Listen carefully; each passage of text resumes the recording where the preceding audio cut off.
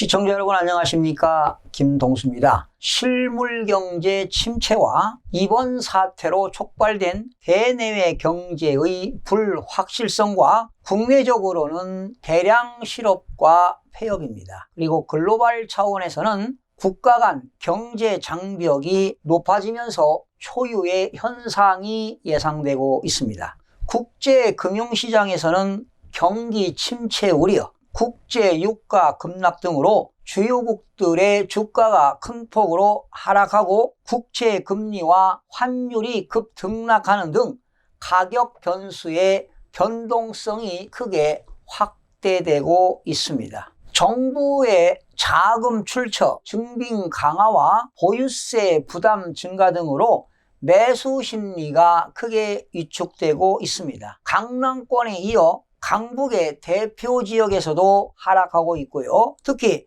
강남 4구에서는 하락폭이 계속 커져 매매 거래 위축이 더 심화될 것으로 보입니다. 특히 서울 전체 지역이 지금 하락으로 전환된 상태인데요. 수도권 지역도 규제 확대와 사태에 따른 경기 침체 우려 등 매수 심리가 위축되고 있습니다. 수도권 전체 지역이 상승폭이 축소된 가운데 수원시 건성구 위주로 상승세가 둔화되고 있습니다. 이번 사태로 부동산 단기 급락은 없을 거로 보여지는데요. 이렇게 금융시장 불안이 가속화되면서 언론에서도 부동산 가격이 하락한다는 인식이 지금 팽배하게 나타나고 있습니다. 전국적으로 보게 되면 상승과 보합지역보다 하락지역이 더욱더 증가하고 있는 모습을 보이고 있습니다. 특히 일부 개업공인중개사들의 사무실을 방문해 보면 거의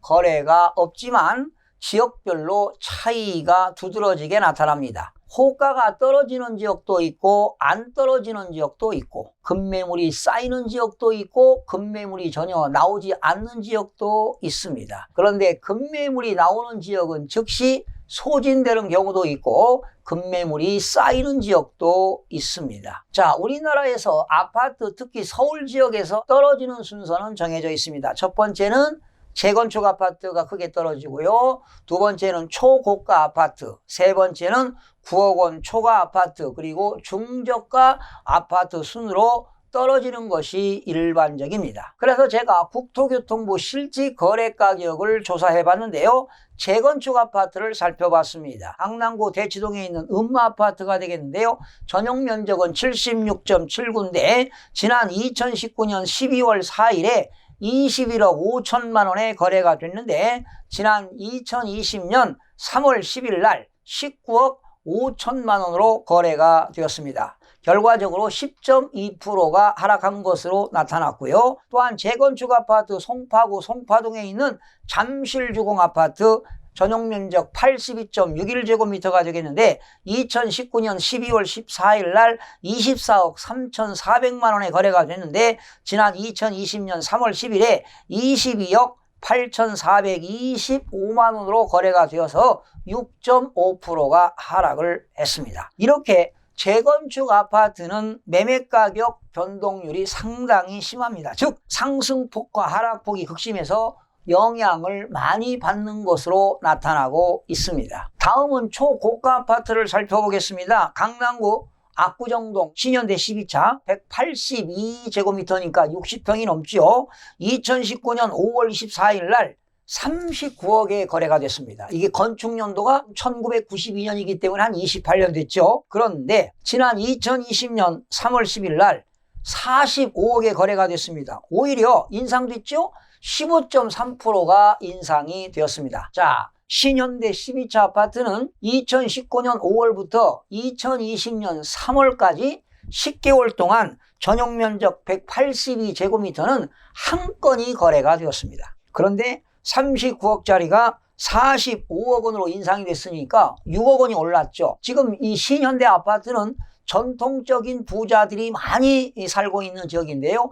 60평 이상이 되는데 이건 정상적인 거래라고 볼 수가 없습니다. 공급이 부족해서 말이죠. 꼭 수요가 필요한 사람들은 이렇게 비싸게 주고도 살 수 있습니다. 그러니 이러한 거래들은 정상적인 거래라고 볼 수가 없다고 보겠습니다. 다음은 초고가 아파트입니다. 강남구 도곡동 아파트인데요. 타워페리스입니다. 전용 면적 164.98제곱미터인데 2019년 11월 7일 날 27억에 거래가 됐습니다. 이 건축 연도는 2003년인데요. 지난 2020년 2월 5일 날 25억 8,500만 원에 거래가 되어서 4.4%가 하락한 것으로 나타났습니다. 반면 도곡동에 있는 도곡 렉스입니다. 전용 면적 84.99제곱미터 2019년 12월 11일 날 24억 9천만 원에 거래가 되는데 지난 2020년 3월 11일 날 23억 9천만 원에 거래가 되어서 1억 원이 떨어졌는데 약 4.1%가 하락한 것으로 나타났습니다. 송파구 잠실동에 있는 리센츠가 되겠는데요. 전용 면적 84.99제곱미터입니다. 지난 2019년 12월 12일 날 20억 5천만 원에 거래가 되었습니다. 건축 연도는 2008년이고요. 그리고 2020년 3월 6일 날 16억에 거래가 됐습니다. 20억짜리가 지금 16억까지 떨어졌죠. 정상적인 거래라고 볼 수가 없고요.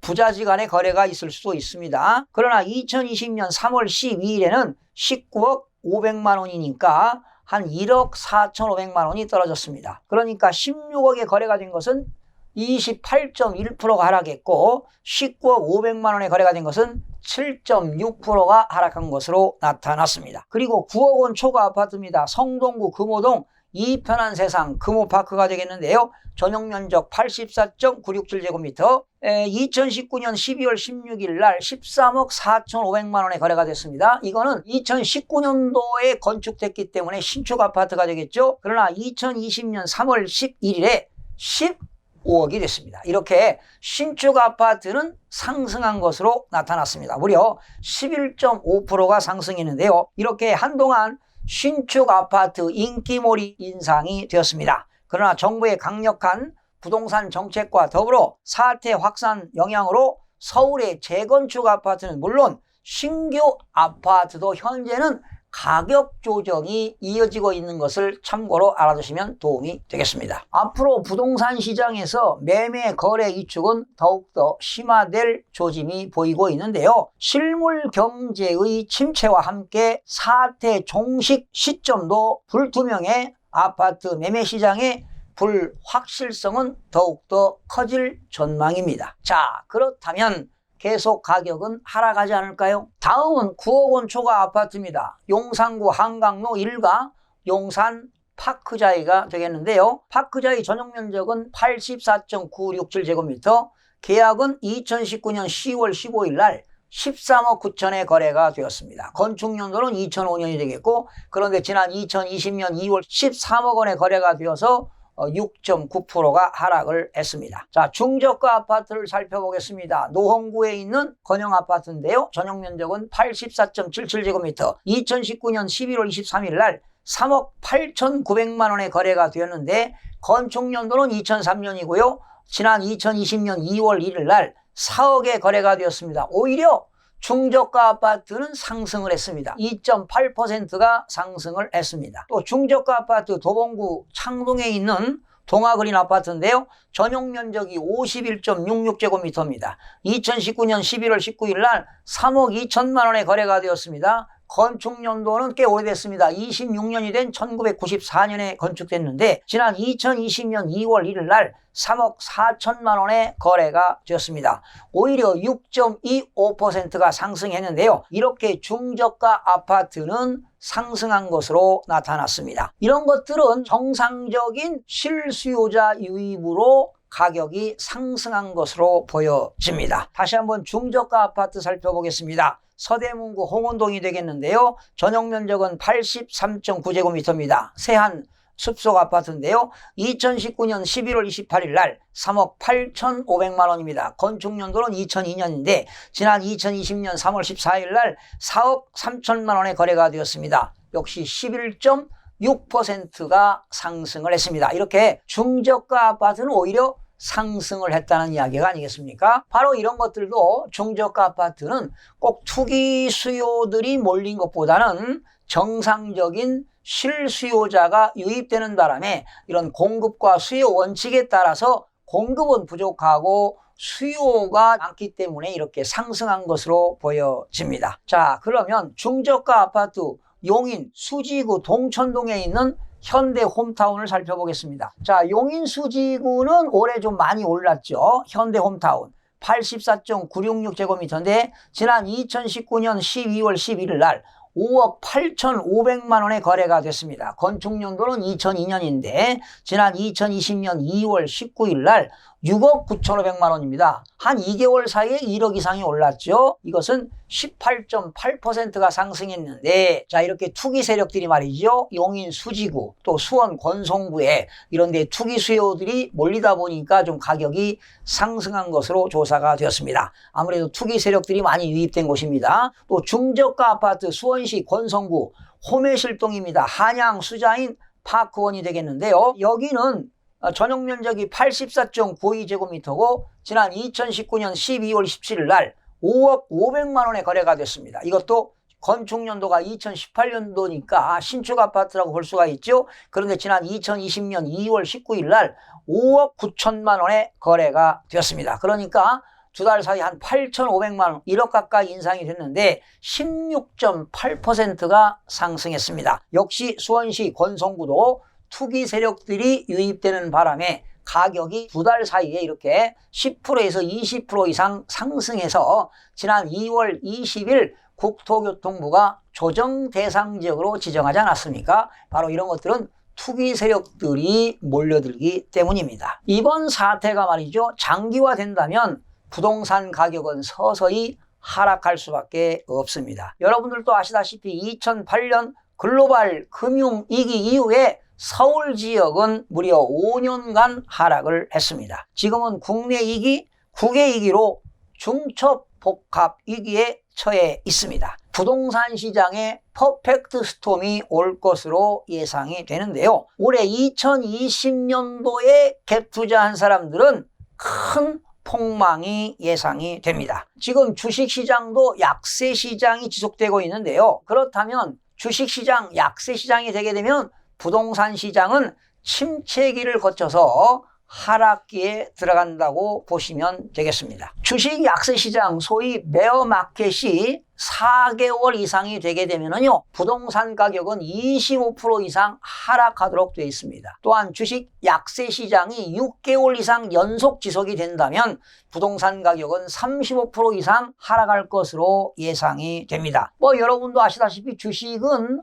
황금성이 강하지 않습니까? 그래서 먼저 선행지수가 나타나고 부동산은 황금성이 약하기 때문에 선행지수 이후에 후행지수가 나타나게 되는 것입니다. 요즘 주가가 하락한다는 이유만으로 주식 투자를 하는 것은 매우 위험한 일입니다. 특히 요즘 외국인 투자자와 기관 투자자들은 매도 행진을 벌이고 있는데요.